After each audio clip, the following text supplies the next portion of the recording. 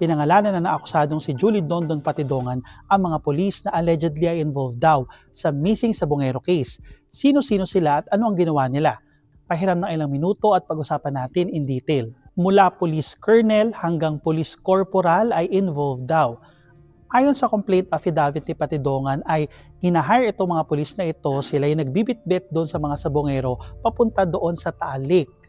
And earlier, di ba sabi ni Patidongan, patay na raw itong mga Sabongero na ito at yung mga katawan nila ay itinapon doon sa lawa ng Taal. Kaya nga may search operations doon ang Philippine Coast Guard. May angle din ng drug war ha, kasi sabi ni Patidongan, itong mga pulis daw na ito ay ginagamit din daw bilang tagaligpit nung panahon ng war on drugs. Kung tatanungin si Patidongan, more or less ay nasa 30 o 30 daw na kapulisan ang involved dito sa missing Sabongero case, pero 12 lang yung pinangalanan niya sa kanyang complaint affidavit. Pero clarify lang natin na yung final ni Patidongan at yung pamilya ng mga Sabongeros ay admin in nature at final nila ito sa National Police Commission.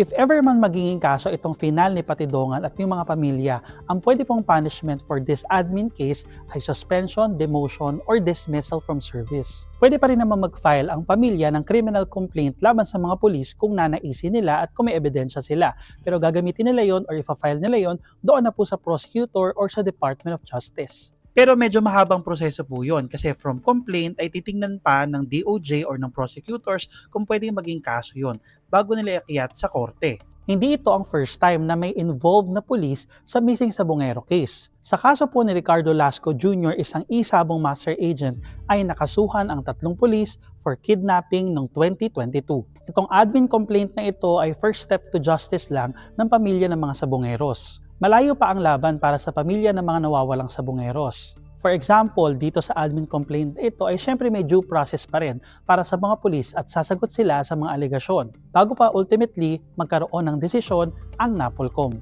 Kung gusto niyo po pong pag-usapan ang kaso ng mga missing Sabongeros, you may download the Rappler Communities app and join the Justice and Crime channel.